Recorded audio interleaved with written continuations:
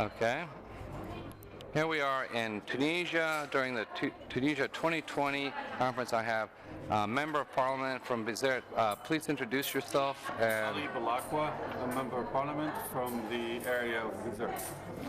And the NIDA Tunis party, and just working on trying to help this project for Tunisia, and hopefully it'll be a success. This is the first day, and there's one more day remaining, and we'll see how things are going to go. Okay. Not only are you a Member of Parliament, but you're also a business owner. You also happen to be a Tunisian American, a Member of Congress, a Member of Parliament. We're from Smart CEO in Baltimore, and one of your projects, I gather, is a deep sea port, building a deep sea port in Bizerte. As you know, the Port of Baltimore is the largest, most important deep sea port in the northeast United States. How do you see us combining forces? Definitely a lot of parallels. I personally have lived in Baltimore as a young professional, working for a U.S. company, Black & Decker, up in north of Baltimore. So I spent a lot of time driving around the belt and going to Washington, D.C. at the same time. So I'm very familiar. I like Baltimore. I think there's a lot of parallels between Baltimore and Bizerte, which is the very north of Tunisia. Of course, the scale is not the same. We're talking about a lot smaller city, but the parallels are are definitely clear. Baltimore's got a beautiful inner harbor, so does Bizerte. Bizerte presents the northmost point of Africa, and that makes it a very interesting place for a deep water seaport, like you said.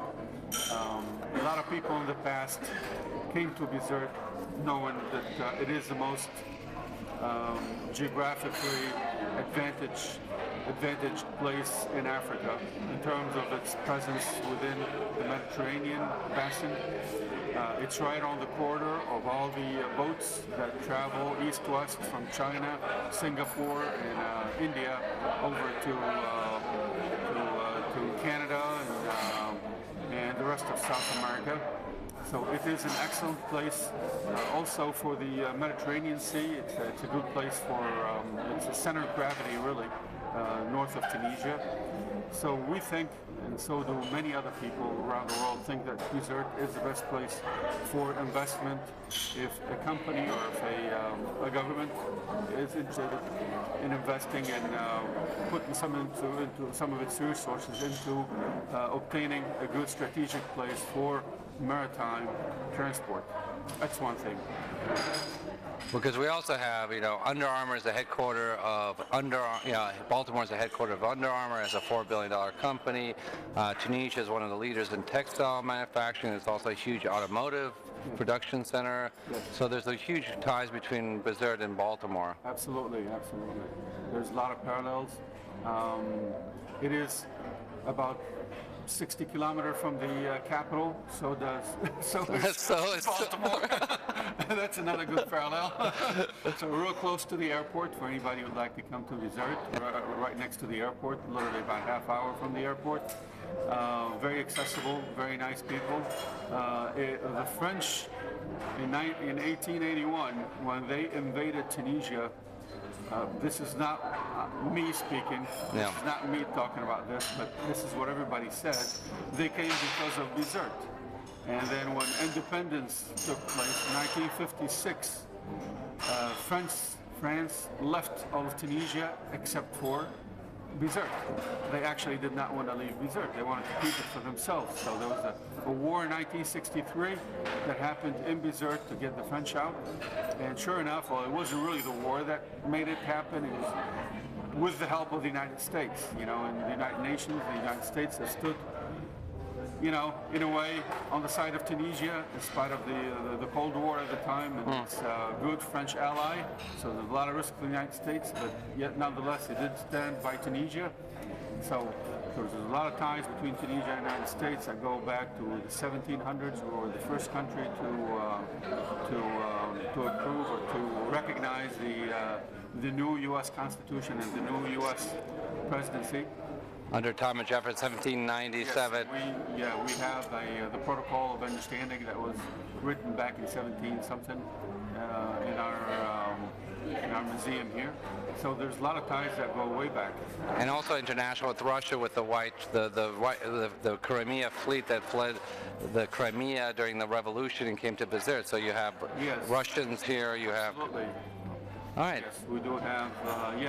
We had in 1920 a big boat made of full of people from the Tsar family who simply left Russia and came over and landed in Bizerte and stayed in Bizerte until they died, literally.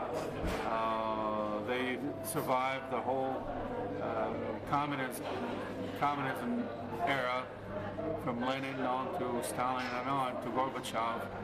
Till Gorbachev, they lived in Bizerte. Some of them just died recently. One lady I remember vividly living in Bizerte. Yeah. Her name is Shirensky, and she was my very tough mathematics teacher. I'll never forget her. Okay. So it's a mixture of civilization. Bizerte has been, like Tunisia, has been the focal point of many civilizations, including Romans and Turks and Spanish and Arabs from the Middle East.